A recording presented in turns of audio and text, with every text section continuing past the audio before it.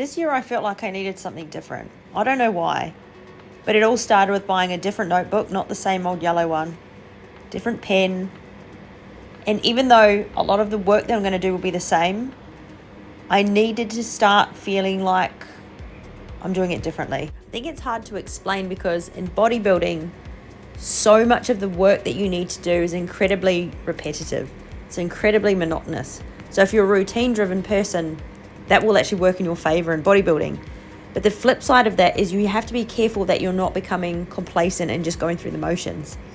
So that's why I'm doing this video for you today. I'm going to take you through my whole entire goal setting process, how I map out my training, how I map out my food, and that all comes back to setting a goal that's at least 6 to 9 months in advance, because then I like to reverse engineer and create all those building blocks along the way so that I make sure that I end up exactly where I want to be 9 months from now. I've been competing since 2012. So as of today, that's about 13 years on and off doing different competitions.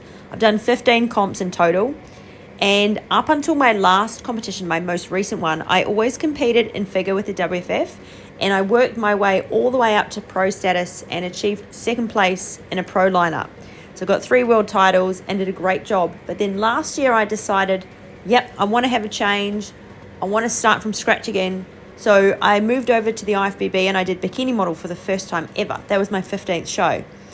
And I went from winning everything in my previous comps, my previous federation, to starting at the bottom and not placing at all, which I actually think is very, very good for every athlete to go through.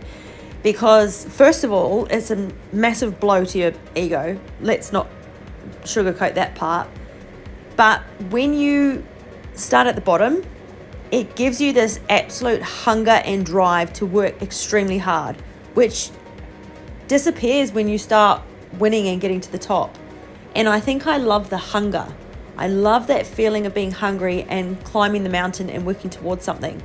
So even though I was disappointed, I was pissed off with myself, I was frustrated with myself, and I went in it to win. After I had these 11 weeks to just kind of regather my thoughts, have a rest, I realized that I needed that blow. I needed that. I've got my hunger back. I've got my drive back. So as I sit here today, first of all, I had to ask myself, can I actually do this? If I do the work, do I have the genetics? Do I have what it takes to actually get somewhere? And I put some photos together, which I'll show you, of some of the girls who have been doing really well. These are the girls at the absolute top. So these are not anyone that I would be competing against at a local level. But these are the girls at the absolute top. These are the ones that decided that they were willing to do all the work, put all the time in, all the effort. And then I just asked myself, if I do that amount of work for that amount of time, could I end up there? And I think the answer is yes. So yes, I am starting way at the bottom, but I think it's the best place to be. And that's why I'm in the sport in the first place. Because even though I really want the win, and I don't think anyone else doesn't want the win, the reason why I do this sport is because it's good for my head. Yes, it's good for my physical health because you work on building muscle. And in order to present your best, you need to prioritize sleep. You need to prioritize your training. You need to eat lots of healthy food, keep your vegetable intake high, drink lots of water. So you've got to do all these things which are really good for your general health anyway. But I find that it's very, very good for my mental health because it gives me something to strive for. It keeps me in a routine. It keeps me humble. And as long as I always choose a path that's hard, it forces me to grow. It pushes me outside my comfort zone. It keeps me focused. It keeps me on track. It keeps me diligent. It builds my skills. It builds my mental resilience. There are so many benefits that sometimes it means that you actually need to take that blow to the head and go back to being humble again, because that's where you have the hunger, and you have to have that hunger.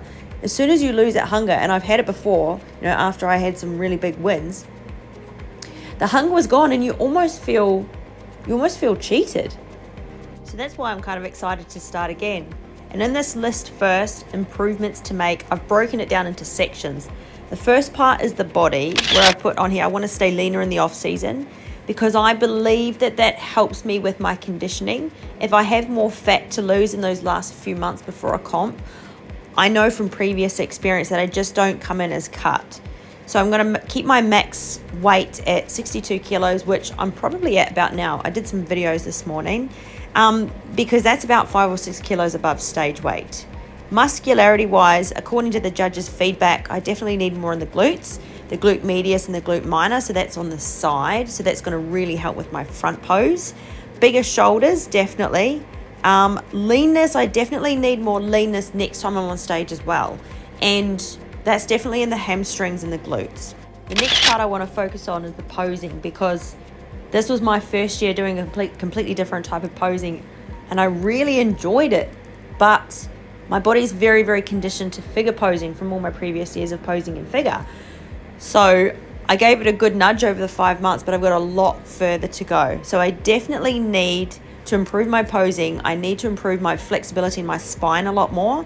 So more twist and more arch. So I need to do a lot more mobility work, a lot more stretching work. Hopefully get some saunas, I think, because that just helps. If you can stay nice and hot when you're stretching, it definitely helps to just lengthen out those muscles and improve your flexibility. Some dry needling perhaps in my upper left traps because they're very tight, and that does affect my ability to twist. I also want to buy some carpet tiles so I can use them to practice in my kitchen at home, because that's where I do all my posing practice at home. It gives me the space to be able to walk forward and back and practice the routine as well as the transition. But the stage at the Melbourne Pavilion where we do the competition is actually, they use carpet tiles. So it feels very, very different when you're walking on that stage. And I think if I can practice on all different surfaces at home, that's going to help a lot. I also want to get some online posing lessons from one of the bikini pros, because they can just give you so much knowledgeable advice and information, and assess your body and give you different ideas and different perspectives. There's just so much more to the posing than meets the eye. Next, I want to start planning out the food. Now, this part I'm going to have to do a whole separate video on, so make sure you subscribe if you want to watch it. But planning out the food needs to be done in steps. Now, I'm 11 weeks post-comp, so I've been bringing a lot more variety back into my food, but I'm also technically 9 months out from my next comp. So at this point, I want to get my calories back up to around 3,000 a day. I'll make that more exact soon. And then I break that down into different types of nutrients. So beef stew is always a big staple in my off season because it's high in protein, and it's a very, very easy way of me being able to up my calories, but also getting lots of good nutrients in. So there's the protein, there's all the different types of vegetables. I mix in some flaxseed and get some good fats into that. And it doesn't take a huge amount of effort to get through. Whereas some foods can be really good for you and healthy, but they're just really, really hard to eat. So that one just makes my life so much easier. I also bought some powdered greens because I want to start getting more variety in my plant matter. I'll show you which one I chose. Variety in my proteins as well. So I'm just listing all the types that I want to put together, and then I'm going to start mapping out my meal plans very soon.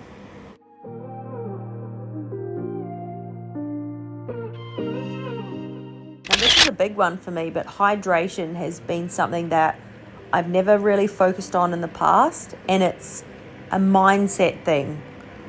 My first ever competition, which was early 2013, so I started prepping for it in 2012. I still have a lot of trauma around that one because I tried to drink way more water than my body needed, and it made me nauseous. So this whole water loading thing, it just doesn't work for me. And it actually almost scared me off drinking the right amount of water, let alone a lot.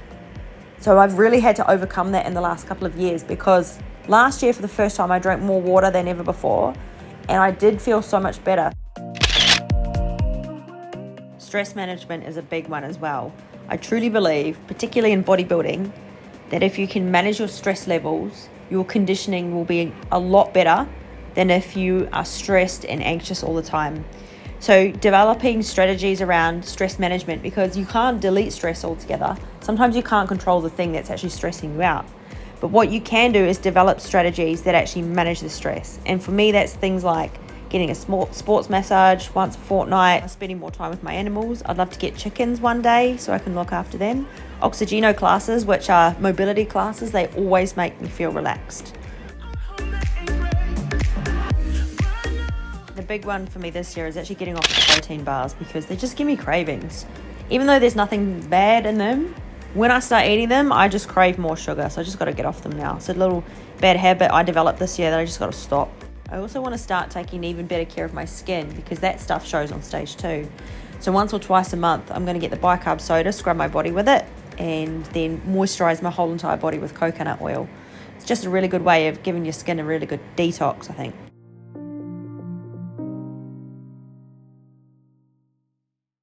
Right, now for the fun part. This is the training.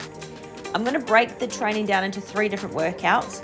So it's not necessarily a 3-day split. It's just 3 different workouts. So each time I go to the gym, I just do whatever workout is in this sequence.